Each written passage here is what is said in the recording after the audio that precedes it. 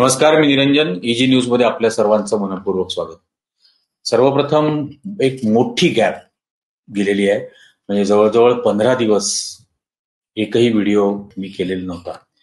याचं पहिलं कारण म्हणजे मी ज्या पद्धतीने युट्यूब चॅनल चालवतो त्या पद्धतीने युट्यूब चॅनल चालवत असताना त्याला युट्यूब कडून मिळणारा रेव्हेन्यू हा अत्यंत कमी आहे. म्हणजे खरं सांगतो, मी चॅनलचा जो खर्च आहे तो खर्चही निघत नाही. माझ्यासोबत माझ्या व्यतिरिक्त आणखी 2 जण काम करतात, तर जेमतेम त्या 2 जणांना मी देऊ शकेन इतकंच. या व्यतिरिक्त मग इतर खर्च पण आहेत जे नाही भागू शकत, आणि याची एक इमोशनल कॉस्टही असते. कारण की ज्या पद्धतीने देशातलं सरकार आणि देशातले सत्ताधारी आणि देशातले राजकीय पक्ष हे काम करतात, तर त्याच्याबद्दल टीका करत असताना खूप वेळेला त्या निगेटिव्हिटीमध्ये जाणं होतं. त्यामुळे त्याही अर्थाने ब्रेक हवा होता. या सगळ्या काळामध्ये, 15 दिवसाच्या काळामध्ये आर्थिकदृष्ट्या हे चॅनल कसं परवडू शकेल आणि त्यासाठी काय सोय करता येऊ शकेल याच्याबद्दल मी प्रयत्न करत होतो. काही लोन वगैरे करण्याचाही प्रयत्न केला. आता पुन्हा एकदा युट्यूब चॅनल हे रेग्युलरली इजी न्यूज चालू करायचं अशी इच्छा आहे. खूप विषय या 15 दिवसाच्या काळामध्ये घडले आणि अनेक विषयांवरती खरं तर खूप चांगले व्हिडिओज हे करता आले असते, पण ते नाही करू शकलो या सगळ्या कारणांमुळे. त्यामुळे खरं तर दर्शकांचा खूप सपोर्ट आवश्यक आहे. व्ह्यूज पण मिळायला हवेत. हे चॅनलचे सबस्क्रिप्शन खूप वाढायला हवं. म्हणजे इतक्या कालावधीमध्ये खरं तर 10 लाखापर्यंत सबस्क्रिप्शन जायला पाहिजे होतं, पण ते जेमतेम 2 लाख आत्ता त्याचे क्रॉस झालेले. तर जेवढ्यांना तुम्ही व्हिडिओ शेअर कराल त्या सर्वांना चॅनल सबस्क्राईब करण्याचा आग्रह कृपया नक्की करा त्या सगळ्यांना. आणि आता आज जो असाच अगदी अनावर राहून खरं तर आजचा हा व्हिडिओ करतोय, पण आपल्याला सगळ्यांना माहितीये की काल परवा अमेरिकेने इराणवरती हल्ला केला आणि आता 3ऱ्या महायुद्धाला तोंड लागेल की काय, सुरुवात होईल का, अशी सगळी परिस्थिती निर्माण झाली. मुळामध्ये हे लक्षात घेतलं पाहिजे की इस्रायलनी इराणवरती 13 तारखेला हल्ला केला आणि इराण न्यूक्लिअर बॉम्ब बनवणार नाही हे इराणनी वारंवार सांगितलेलं आहे. त्यासाठीच्या पद्धतीची एनरिचमेंट ही युरेनियमची इराण करत नव्हता हेही माहिती आहे. हे माहिती आहे, जगाला माहिती आहे. याचं कारण असं आहे की इराण ह्या IAEA मेंबर आहे, म्हणजे इंटरनॅशनल ॲटॉमिक एनर्जी असोसिएशन जी आहे याचा इराण हा देश त्याचा सदस्य आहे. IAEA या आंतरराष्ट्रीय संघटनेचा सदस्य असल्यामुळे इराणमध्ये दरवर्षी त्यांच्या सर्व न्यूक्लिअर फॅसिलिटीजच्या इथं इन्स्पेक्शन होतं. दरवर्षी इन्स्पेक्शन केलं जातं आणि IAEAनी हे वारंवार सांगितलंय की इराण न्यूक्लिअर बॉम्ब बनवत नाहीये. शांततेसाठी, एनर्जीसाठी म्हणून इराणचा न्यूक्लिअर वापर आहे, त्यामुळे ते हे बनवतच नाहीये. हे या आंतरराष्ट्रीय संघटनेने सांगितलं. अमेरिकेच्या नॅशनल इंटेलिजन्सच्या ज्या डायरेक्टर आहेत तुलसी गबार्ड यांनी काही महिन्यापूर्वी, 3 महिन्यापूर्वी तुलसी गबार्डनी सांगितलं, रिपोर्ट दिला की इराणकडे न्यूक्लिअर वेपन्स नाहीत. आता अमेरिकेच्याच आणि डोनाल्ड ट्रम्पच्या पक्षाच्याच तुलसी गबार्ड आहेत, त्यांची नेमणूक डोनाल्ड ट्रम्पनीच केलेली आहे. या तुलसी गबार्ड ज्या नॅशनल इंटेलिजन्सच्या डायरेक्टर आहेत यांनी सांगून सुद्धा डोनाल्ड ट्रम्प ते मानायला तयार नाही, इस्रायल मानायला तयार नाही. इस्रायलकडे न्यूक्लिअर वेपन्स आहेत. इस्रायल IAEA मेंबर नाही. इराण नॉन प्रॉलिफरेशन ट्रीटी जी आहे की याचा प्रसार वाढवणार नाही यासाठी म्हणून न्यूक्लिअरचा, या NPT ट्रीटीवरती इराण ही सिग्नेटरी आहे. इराणनी त्याच्यावर सुद्धा स्वाक्षरी केलेली आहे. इस्रायलनी NPTवर पण सही केलेली नाही. असं असून सुद्धा धोका इस्रायल बोंब मारतंय की इराणकडून धोका आहे. आणि विशेषतः म्हणजे एक व्हिडिओ तर जरूर बघा, तो मी लावतो याच्यामध्ये, की पहिले तो बघून घ्या. The deadline for attaining this goal is getting extremely close.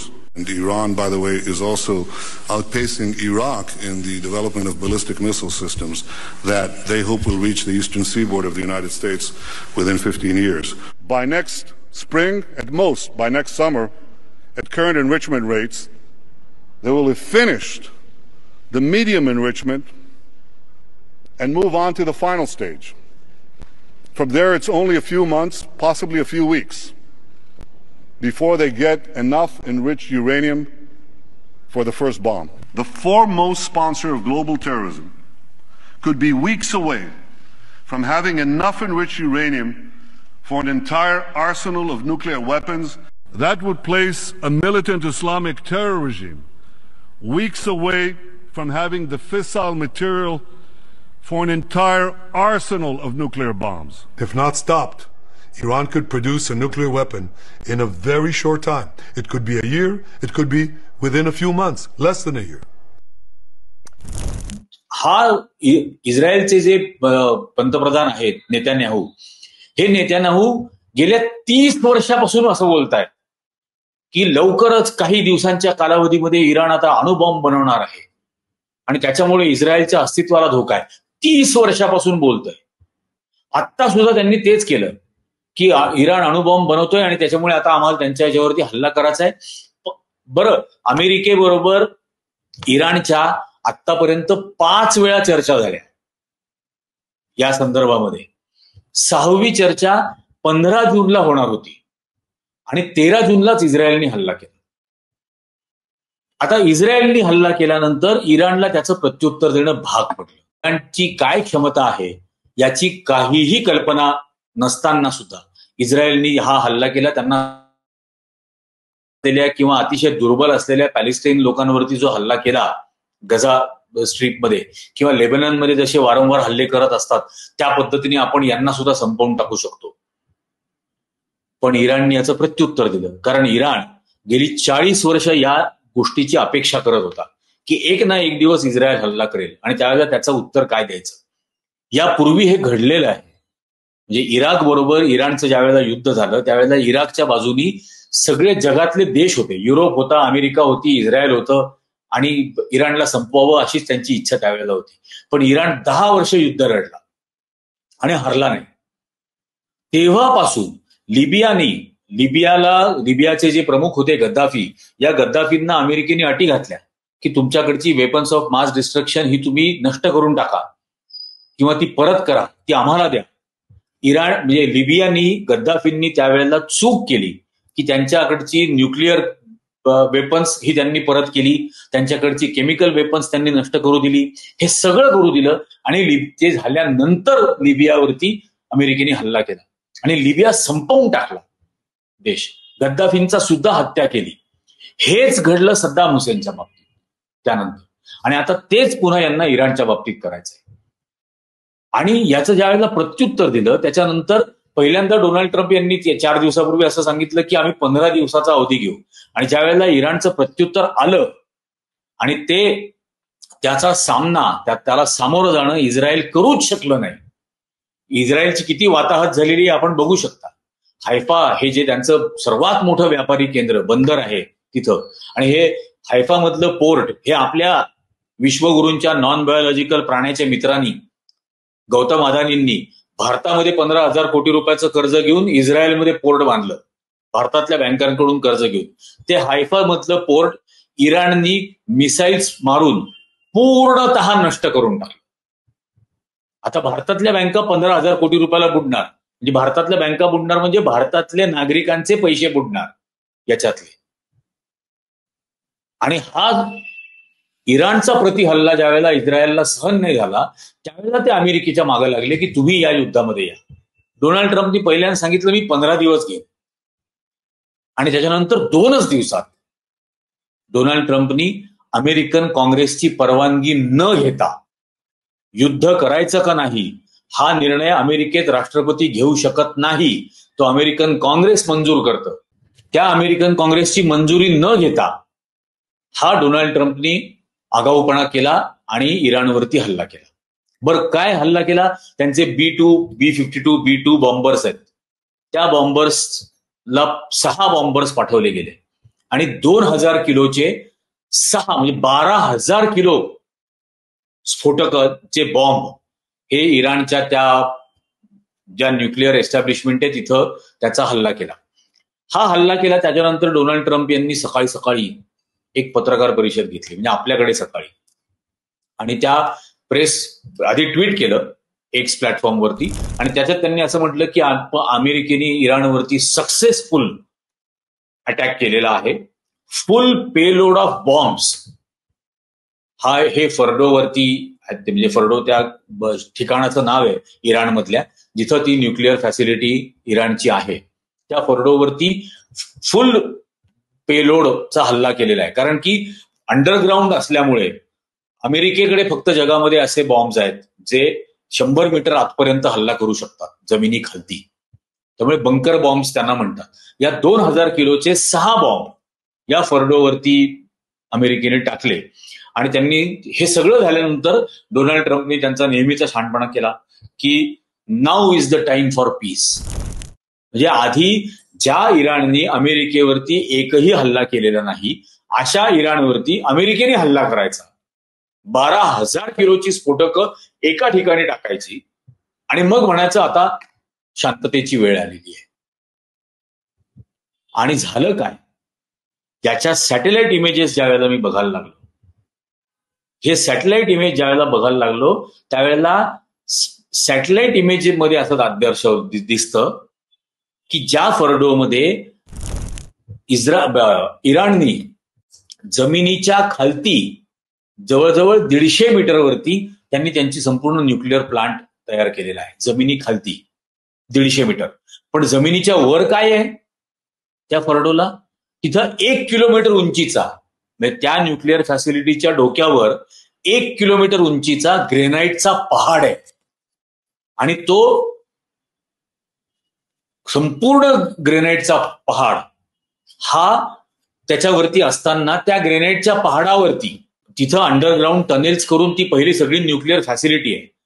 आणि वरच्या बाजूला फक्त एक छोटीशी इमारत आहे ज्याच्यामधून त्या ठिकाणी आतमधल्या प्लांटला हे ऑक्सिजन सप्लाय केला जातो, व्हेंटिलेशन तिथलं केलं जातं. एवढंच तो वरती एक इमारत आहे. आणि बाकी सगळं ते अंडरग्राऊंड आहे, त्याच्यावरती तो अख्खा डोंगर आहे. या 2 इमेजेस आहेत. पहिले ते सगळ्या अंडरग्राऊंड स्ट्रक्चरची इमेज आहे, त्याच्यानंतर वरच्या त्या डोंगराची आणि त्या ऑक्सिजन प्लांटची इमेज आहे.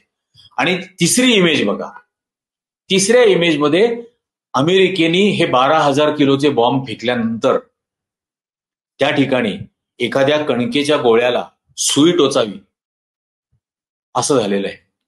इमेज बघून घ्या, सॅटेलाइट इमेजेस. काहीही इराणच्या न्यूक्लिअर फॅसिलिटीला किंचितही फरक पडलेला नाही, किंचित सुद्धा फरक पडलेला नाही, हे इमेज दाखवतं. आणि हा राष्ट्रपती काँग्रेसची परवानगी न घेता हे 12,000 किलोचे बॉम्ब त्या ठिकाणी टाकतो. आणि हे टाकल्यानंतर ट्विट करतो की सक्सेसफुल हल्ला केलाय, पेलोड पूर्ण त्या ठिकाणी टाकलाय. काय सक्सेसफुल? डोनाल्ड ट्रम्पनी नरेंद्र मोदींसारखं बालाकोट केलंय का? तर बालाकोटच आहे हे.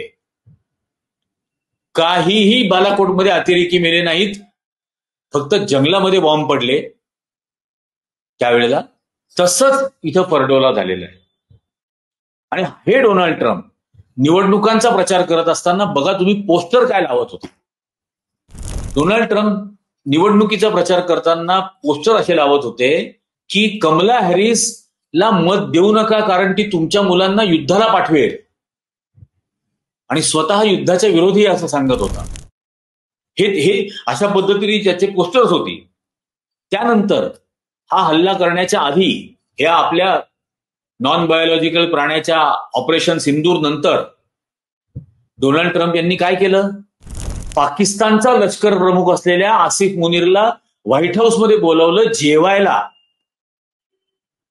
आणि व्हाईट हाऊसमध्ये आसिफ मुनीर बरोबर पाकिस्तानच्या फील्ड मार्शल बरोबर जेवण घेतलं. ते जेवण घेत असताना आय लव्ह पाकिस्तान असं म्हटले. आणि डोनाल्ड ट्रम्प पाकिस्तानमध्ये 34,000 कोटी रुपयाची इन्व्हेस्टमेंट त्यांची फॅमिली करते. डोनाल्ड ट्रम्पची फॅमिली 34,000 कोटी रुपयाची इन्व्हेस्टमेंट क्रिप्टो बिझनेससाठी पाकिस्तानात करते आहे.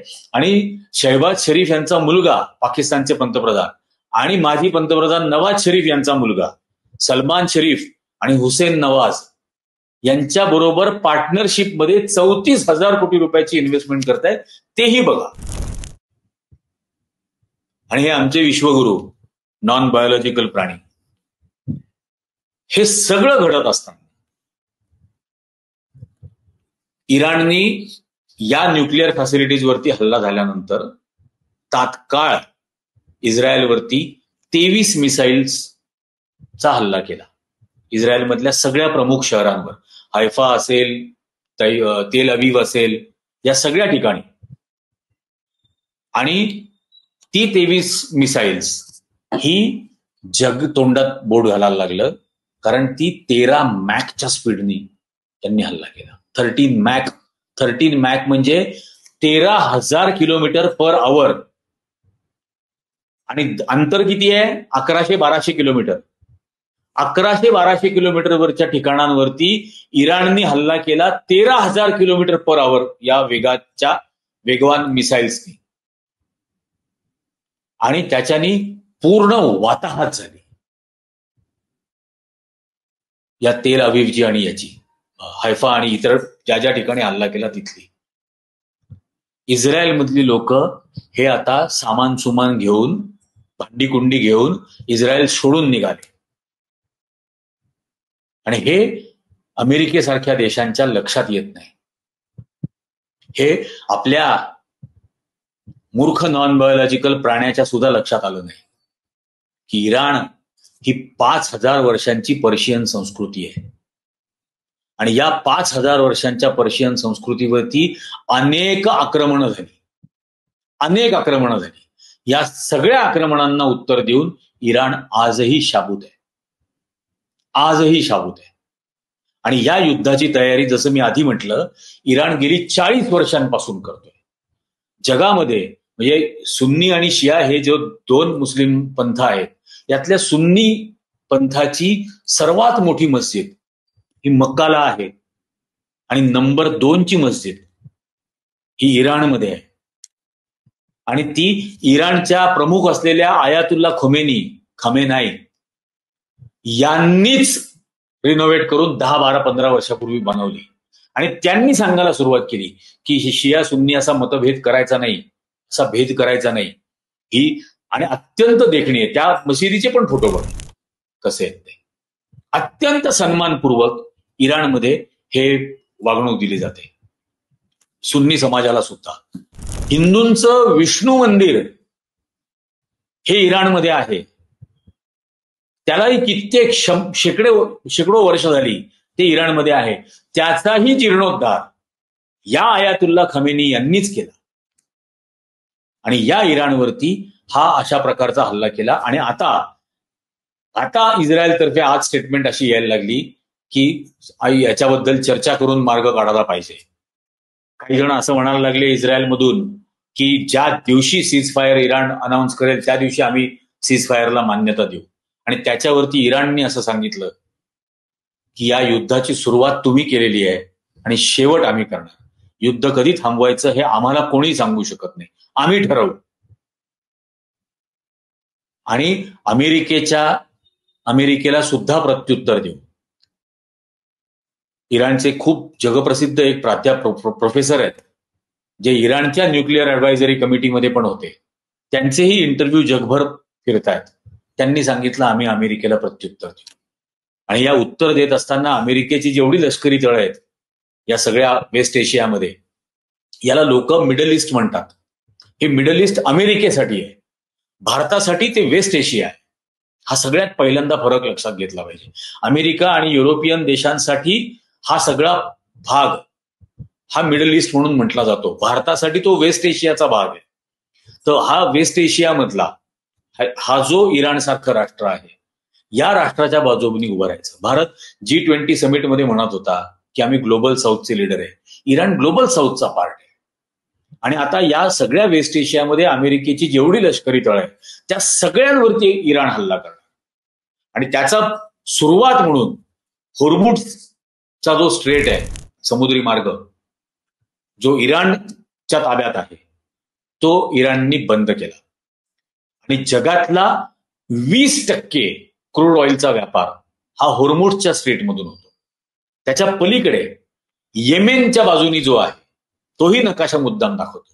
ते येमेन मधल्या हौतीजनी सांगितलं की आम्ही हा मार्ग बंद करू. तिथून उरलेला 20%चा ऑइल सप्लाय होतो. म्हणजे यामुळे आता 40% जगाचा ऑइल सप्लाय हा एक तर बंद होणार किंवा स्लो होणार. इराणच्या परवानगीनीच शिप्स पाठवले जातील. ती कुठे पाठवली जातील हे आता इराण ठरवणार किंवा येमेन ठरवणार. येमेन मधल्या हौतीजनी ती अनाउन्समेंट केली आणि त्यांना इराण सांगेल त्याच पद्धतीने ते करणार. 40% जगाचा ऑइल सप्लाय आता थांबणार किंवा हळू होणार. याचा थेट परिणाम ऑइलच्या किमती जगभर वाढणार, पेट्रोल डिझेलच्या किमती जगभर वाढणार, करन्सी एक्सचेंज रेट जगभर बदलणार. याचा फटका अमेरिकेमध्ये सुद्धा बसणार, अमेरिकेतल्या नागरिकांना सुद्धा बसणार. आणि हे सगळं केल्यानंतर इराण अमेरिकेच्या लष्करी तळांवरती हल्ले सुरू करणार. हे सगळं घडत असताना ज्यावेळेला इस्रायल पॅलेस्टाईनमध्ये निष्पाप लहान मुलांची हत्या करत होता, हॉस्पिटल्सवरती हल्ले करत होता, हॉस्पिटल्समध्ये, शाळा आणि कॉलेजेसवरती, या सगळ्या ठिकाणी हल्ले करून सामान्य नागरिकांची हत्या ज्यावेळेला इस्रायल करत होता, जेनोसाइड करत होता, मॅसॅकर, हत्याकांड घडवत होता, त्यावेळेला जगातली देश याच्याबद्दल फार बोलायला तयार नव्हती. भारताने तर थोबाड बंद करून घेतलेलं होतं. युनायटेड नेशन्समध्ये ज्यावेळेला या सीज फायरसाठी, पॅलेस्टाईन मधल्या सीज फायरसाठी ठराव आला त्यावेळेला भारत गैरहजर राहिला. लाज वाटायला पाहिजे नरेंद्र मोदी आणि एस जयशंकरला, लाज वाटायला हवी. भारत गैरहजर राहिला, एकट्या अमेरिकेने विरोधात मतदान केलं आणि भारत जगाला सांगतो की हा बुद्धाचा आणि गांधींचा देश, अहिंसेचा आणि शांततेचा संदेश देणारा देश. हा पॅलेस्टाईन मधल्या लाखो लोकांचं, 50,000 पेक्षा जास्त लहान मुलं मारून टाकली गेली पॅलेस्टाईनमध्ये. थोबाडाने उचकटलं नरेंद्र मोदी त्यांच्या पक्षाचं, पण मुसलमान मारले जात आहेत एवढ्याच आनंदात राहिले. आता इराणनी प्रत्युत्तर दिले आणि इराण इस्रायल संपवून टाकायला निघालाय. इस्रायलवरती अमेरिकेने हल्ला केला, पुन्हा इराणवरती हल्ला केला अमेरिकेने. इराणच्या समर्थनार्थ भारत बोलू शकला नाही, तोंड उचकटलं नाही. याच्यावरती सोनिया गांधींना लेख लिहायला लागला आणि सोनिया गांधींना लेख लिहिल्यानंतर दुसऱ्या दिवशी नरेंद्र मोदींनी एक छोटंसं ट्विट केलं की मी आज इराणच्या राष्ट्रपतींशी बोललो. याचा परिणाम काय होईल माहित नाही, पण याच्यातून अमेरिकेने जर का आणखीन मोठे हल्ले सुरू केले तर यात चीन आणि रशिया सुद्धा येऊ शकतं आणि मग जगात तिसऱ्या महायुद्धाची याच्यातून सुरुवात होऊ शकते. या सगळ्या गोष्टीमध्ये, या सगळ्या कालावधीमध्ये, या सगळ्या मोठ्या आंतरराष्ट्रीय समस्येमध्ये हे आपले पॉपॉ नॉन बायोलॉजिकल प्राणी हे काहीतरी भूमिका घेताना दिसत आहेत का? पहिल्यांदा स्वातंत्र्य मिळाल्यापासून गेल्या 78 वर्षामध्ये पहिल्यांदा भारताची अवस्था या सगळ्या आंतरराष्ट्रीय राजकारणामध्ये अत्यंत लाजिरवाणी अशी झालेली आहे आणि अत्यंत एकटा पडलेला आहे भारत. हे किती दिवस चालू द्यायचं हा ज्याने ज्याने विचार करण्याचा प्रश्न आहे. विनंती सगळ्या दर्शकांना एवढीच आहे की इजी न्यूज जर चालू राहावं असं वाटत असेल तर तुमच्या पाठिंब्याची अत्यंत गरज आहे, तुमच्या सपोर्टची अत्यंत गरज आहे. तुम्ही जास्तीत जास्त लोकांना हे व्हिडिओ शेअर करा, जास्तीत जास्त जणांना चॅनल सबस्क्राईब करायला सांगा, तरच हे चालवता येणं शक्य आहे. अदरवाईज अधूनमधून कधीतरी महिन्याभरातून एखादा 2 व्हिडिओ मी करू शकेन, त्यापेक्षा जास्त होऊ शकणार नाही. त्यामुळे तुमचा पाठिंबा त्यासाठी खूप महत्वाचा आहे. या व्हिडिओची लिंक जास्तीत जास्त जणांपर्यंत शेअर करा. आजच्या भागामध्ये इतकंच. धन्यवाद.